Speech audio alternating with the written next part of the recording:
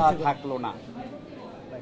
ডাকসু নির্বাচন অনুষ্ঠান করার ক্ষেত্রে সুপ্রিম কোর্টের আদেশ অনুযায়ী আর কোনো আইনি বাধা আমাদের সামনে নাই।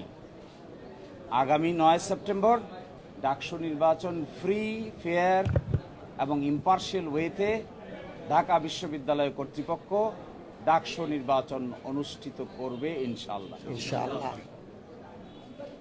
স্বাধীনতার পূর্বে ডাকসু নির্বাচন হয়েছিল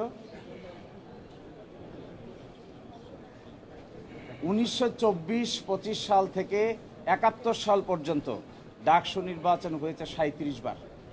বাংলাদেশ প্রতিষ্ঠা হওয়ার পর থেকে ডাকসু নির্বাচন হয়েছে 7 বার।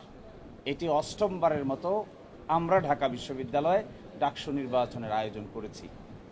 এখানে কেন্দ্রীয় সংসদে 471 জন প্রার্থী অংশগ্রহণ করেছেন। সকলেই তার নিজস্ব প্যানেল দিয়ে অত্যন্ত আগ্রহ উদ্দীপনার সহিত নির্বাচনী প্রচার প্রপাগান্ডা চালাচ্ছেন।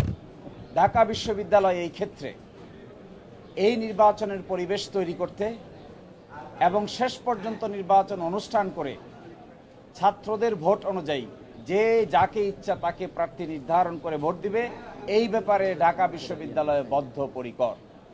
ঢাকা বিশ্ববিদ্যালয়ের সামনে যখন যে যেভাবে তার যুক্তি উপস্থাপন করেছে, আমরা ট্রাইব্যুনাল গঠন করেছি।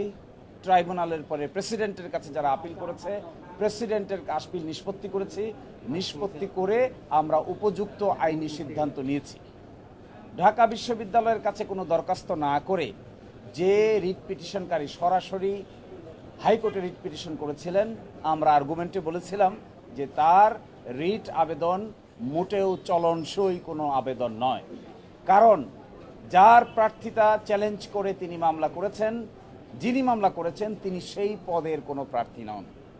সেকেন্ড হলো, ঢাকা বিশ্ববিদ্যালয়ের সামনে কোনো অবজেকশন না দিয়ে, আমাদের ট্রাইব্যুনালের কাছে না এসে, আমাদের প্রেসিডেন্টের কাছে না এসে সরাসরি তিনি হাইকোর্টে এসেছেন।